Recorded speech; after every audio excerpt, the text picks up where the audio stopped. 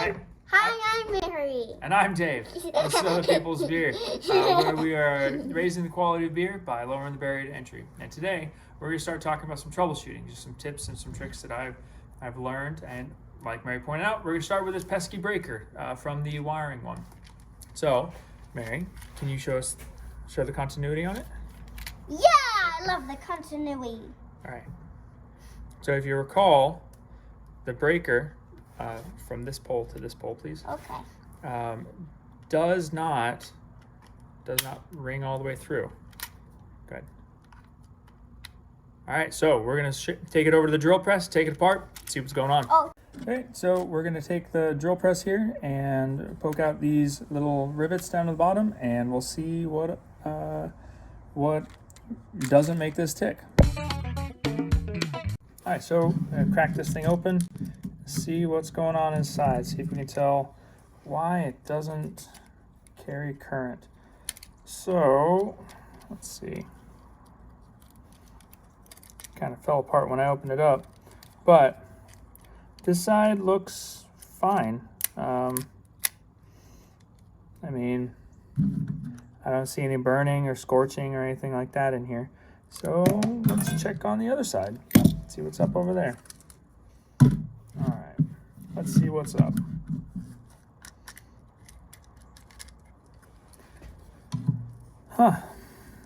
So let's see if we swing it closed. I don't know.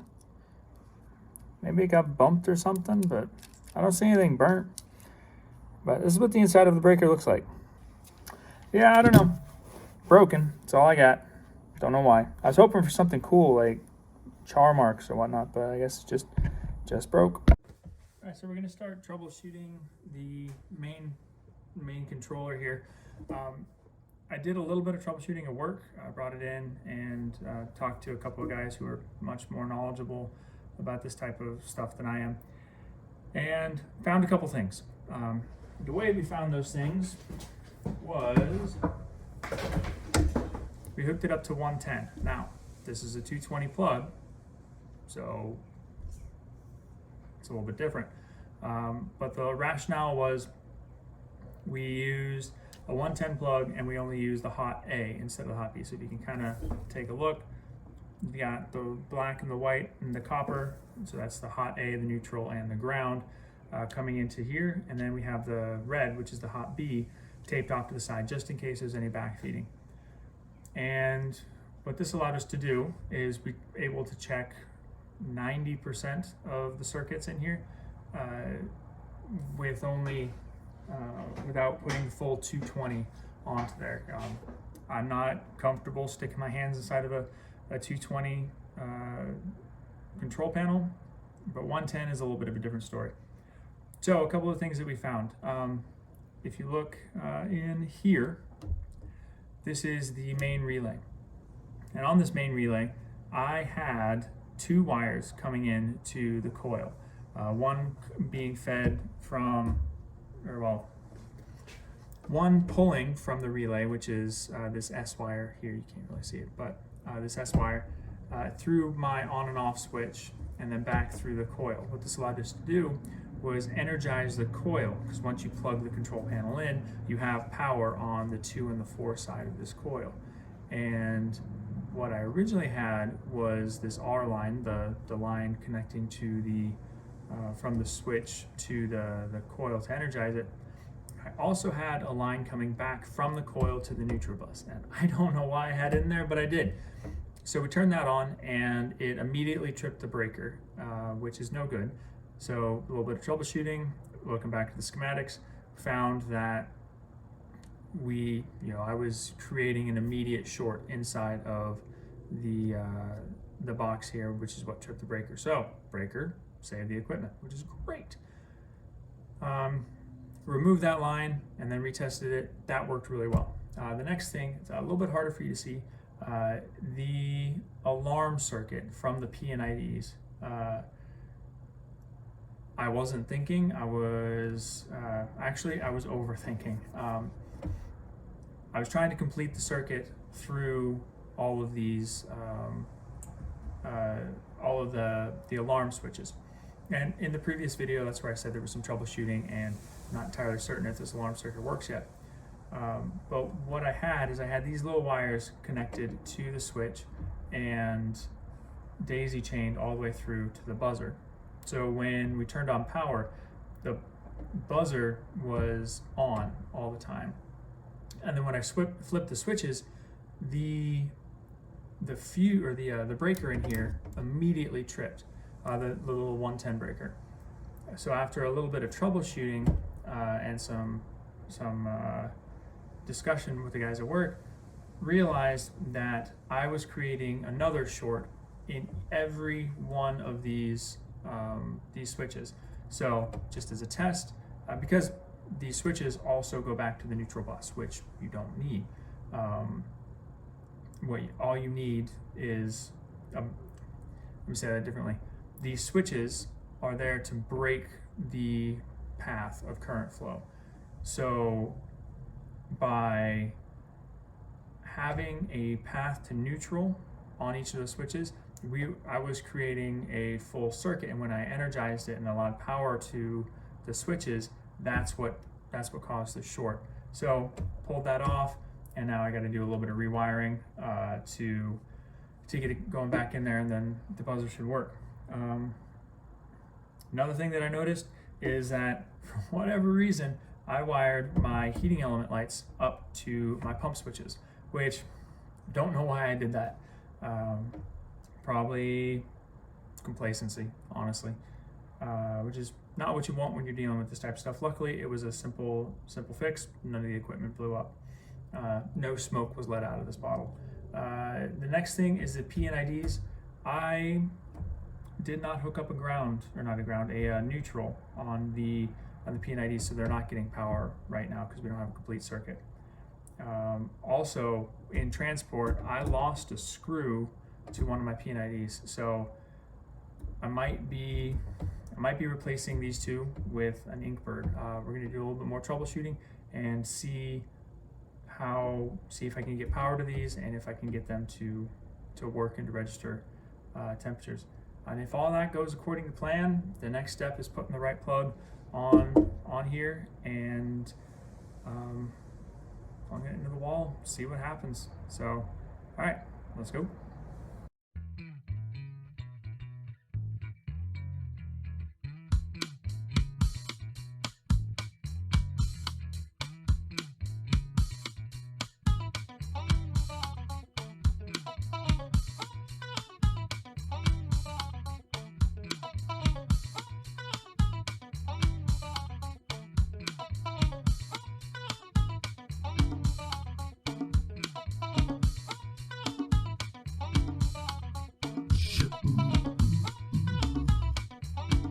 We had our first casualty.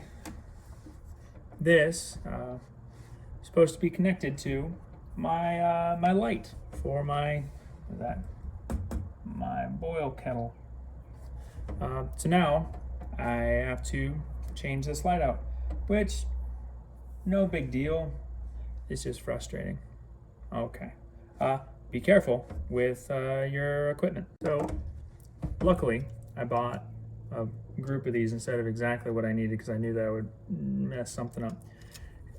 This is the light I'm going to replace it with. Unfortunately for me, this little cap screws off, so I can turn my light yellow again, just so I can match the motif of the rest of the panel. So here we go.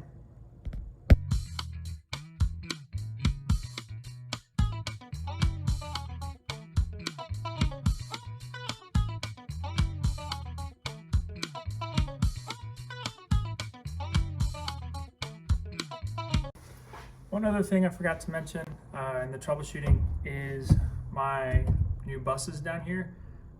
They're overcrowded. So what I'm going to do is I'm going to reduce the number of wires in each one of these bus bars, and even them out, because there's only 2 in the hot and there's like 7 in the neutral.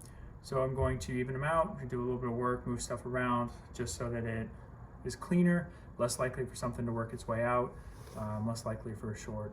yada, yada, yada. So that's what we'll be doing next.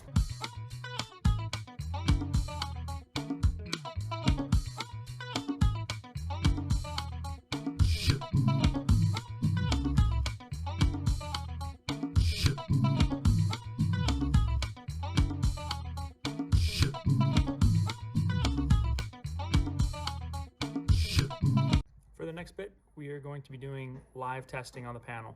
Now, I want to caution you, this is not the safest thing in the entire world to do. You have to be very intentional about how and where you put your fingers and what you touch, and make sure that you aren't in any danger in any way. Unfortunately, this is necessary to make sure that all the switches work and to diagnose any potential problems. I say that I have to do this live because previously there was some arcing and sparking across one of these breakers that I had a short on. That's how I diagnosed the alarm circuit. So what I'm going to do is very carefully, I'm going to plug it in. I'm going to check the voltage, make sure that we're not grounding anything.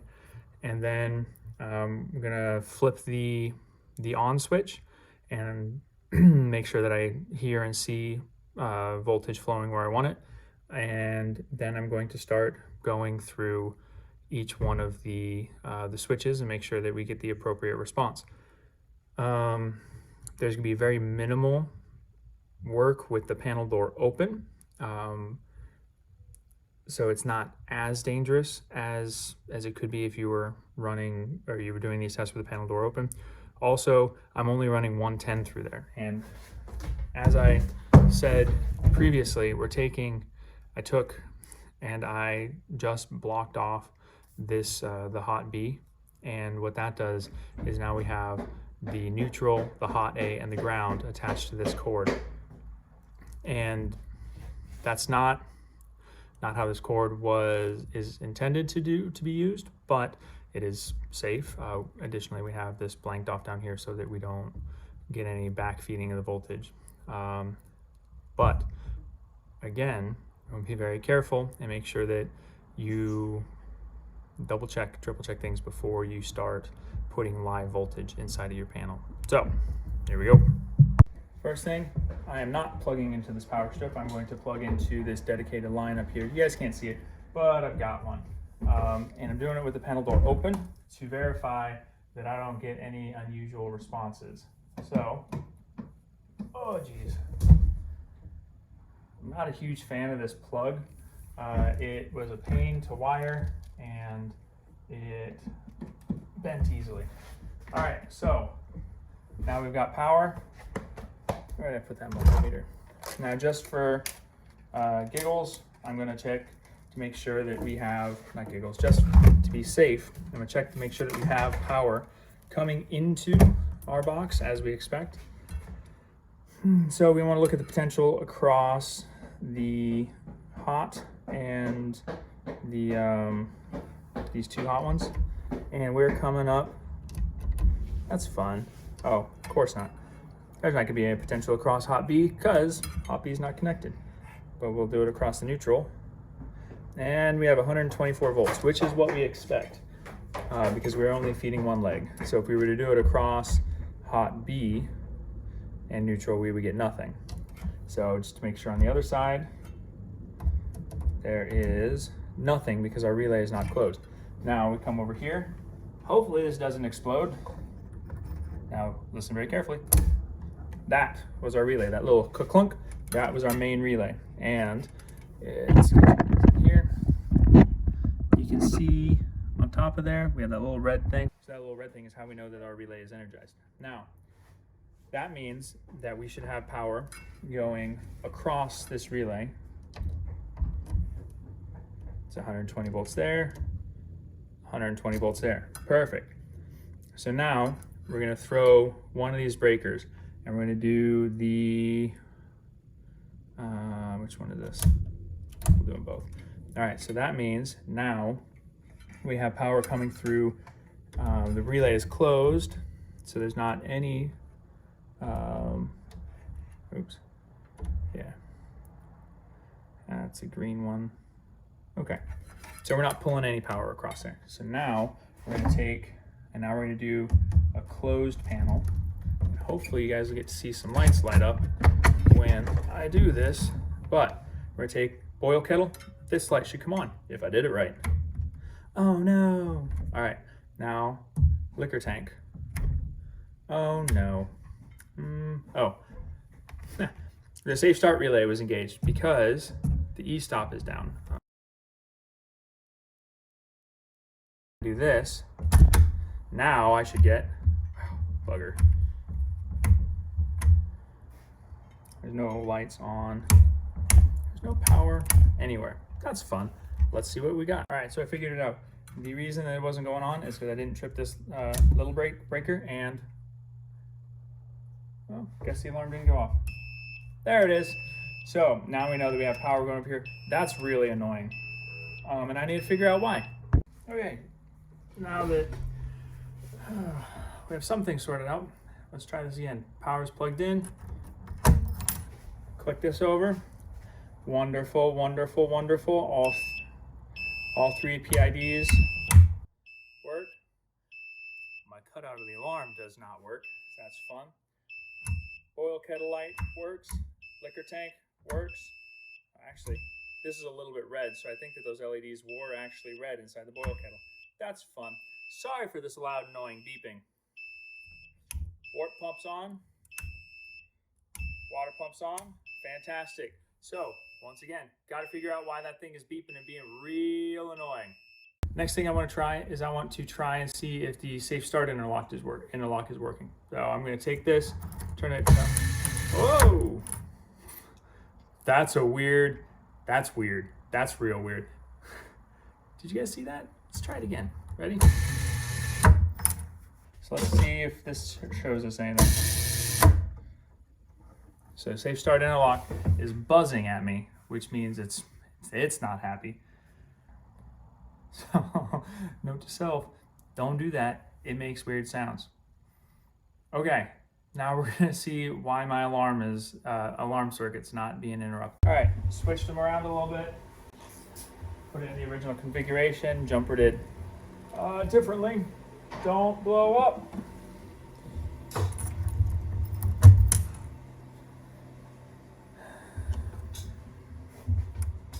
Alarm, that's nice. No light. But alarm works, it's much louder now. Let's try a different configuration, see what happens. All right, different configuration, power on, satisfying thunk of the relay. Alarm signal now, sweet. No light. Guys, I might just have to live without a light. Let's do it again. Alarm.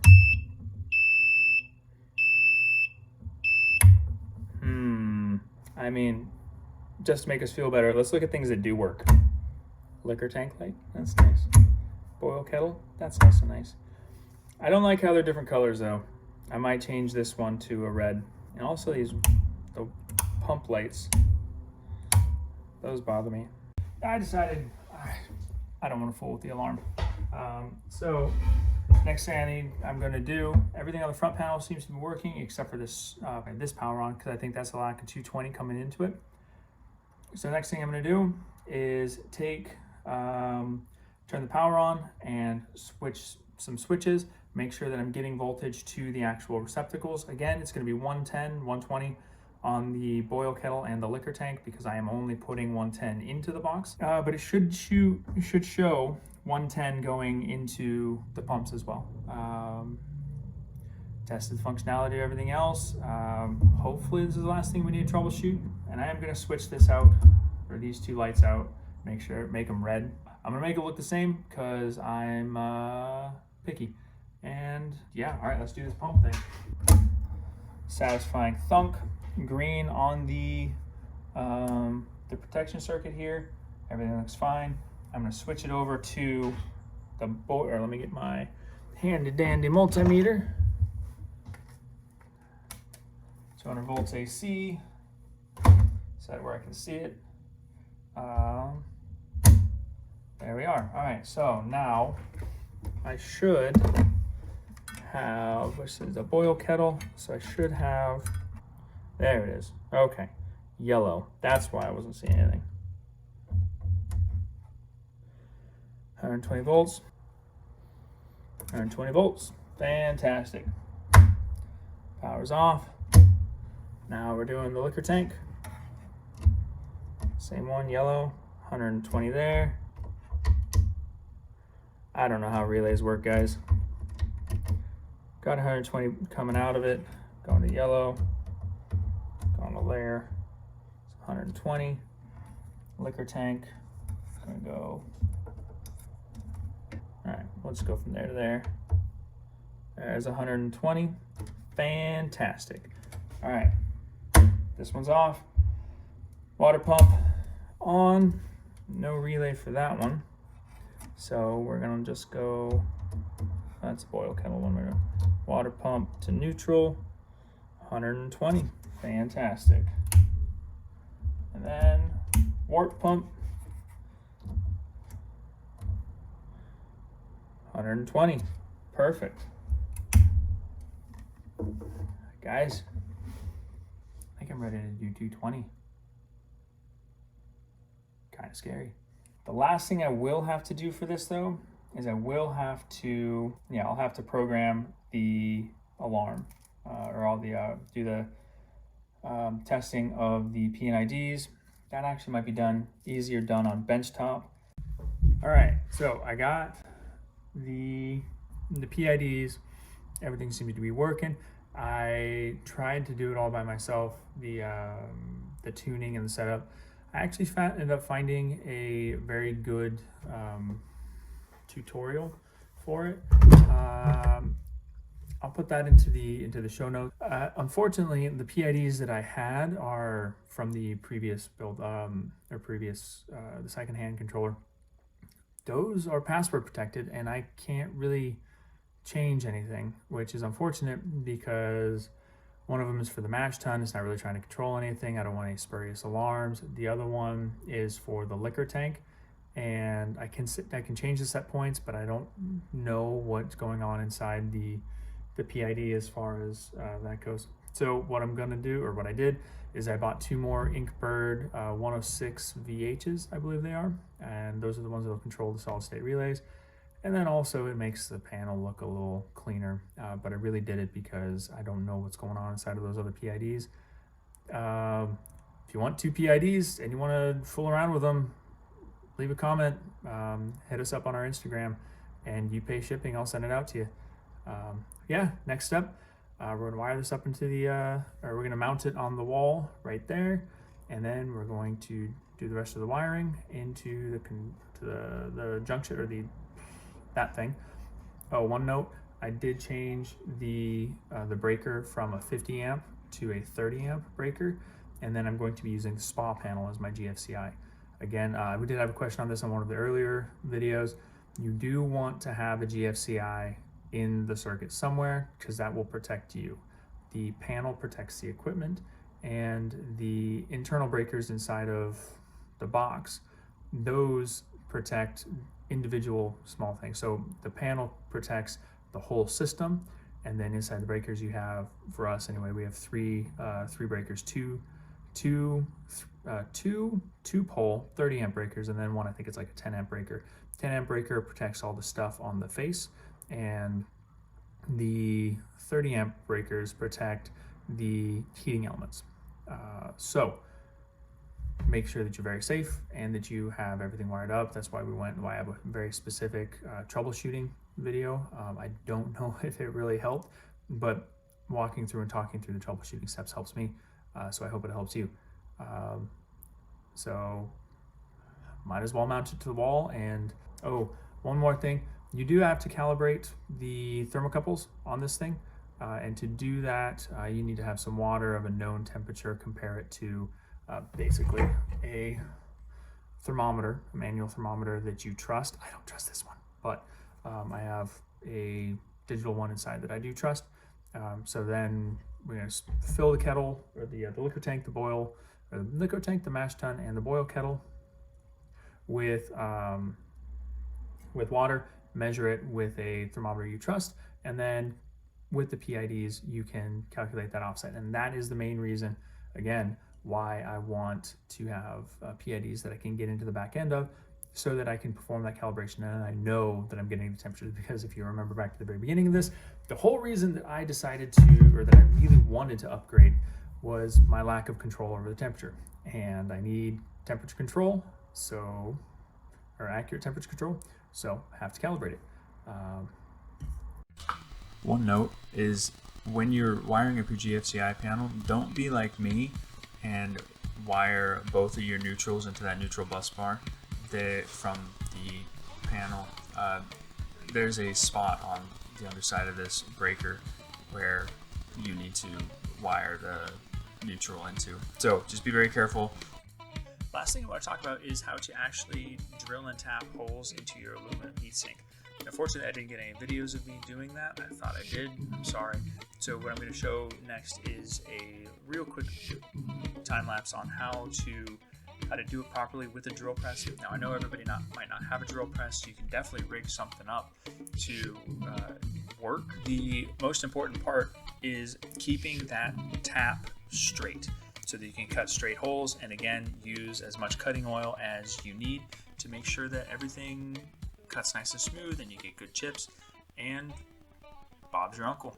So, I'm Dave. This is Other People's Beer. Thank you for hanging out and watching me troubleshoot all of the things that I did wrong the first time.